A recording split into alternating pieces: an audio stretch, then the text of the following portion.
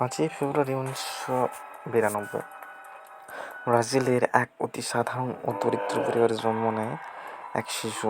নাম তার নেইমার দে Silva Santos junior. জন্মের মাত্র 4 মাস বয়সে এক ভয়াবহ গাড়ি দুর্ঘটনার মুখে পড়ে তার পরিবার। গাড়িটি প্রায় ধ্বংস হয়ে গিয়েছিল, কিন্তু অলৌকিকভাবে বেঁচে যায় সেই ছোট্ট শিশুটি। পরিবারের তখন এতটাই অভাব যে রাতে মোমবাতির আলোয় কাটাতে হতো। দুবেলা ঠিকমতো খাবার জুটত না। নেইমারের বাবা ছিল একজন সাবেক ফুটবলার। বাবার ছেঁড়া বুর্জোর আর ফুটবলই ছিল ছোট্ট নেইমারের একমাত্র খেলনা। সান্তোসের রাস্তায় ফাটল ধরে পিছে খালি পেয়ে ফুটবল খেলত সে। দরিদ্রতা তাকে দমাতে পারেনি, বরং তার ড্রিবলিং আর পায়ের জাদু দেখে মুগ্ধ হতো পাড়ার সবাই। মাত্র 11 বছর বয়সে তার প্রতিভা চোখে পড়ে ব্রাজিলের বিখ্যাত ক্লাব সান্তোস এফসি। 2009 সাল, মাত্র 17 বছর বয়সে সান্তোসের মূল দলে অভিষেক হয় নেইমারের। পুরো ব্রাজিল তখন চিনে নেয় এই নতুন বিস্ময়কে।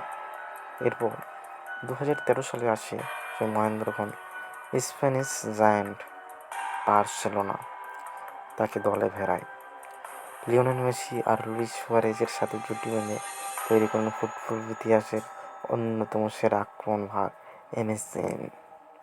2015 সালে বার্সেলোনাকে জেতান ঐতিহাসিক ট্রেবল।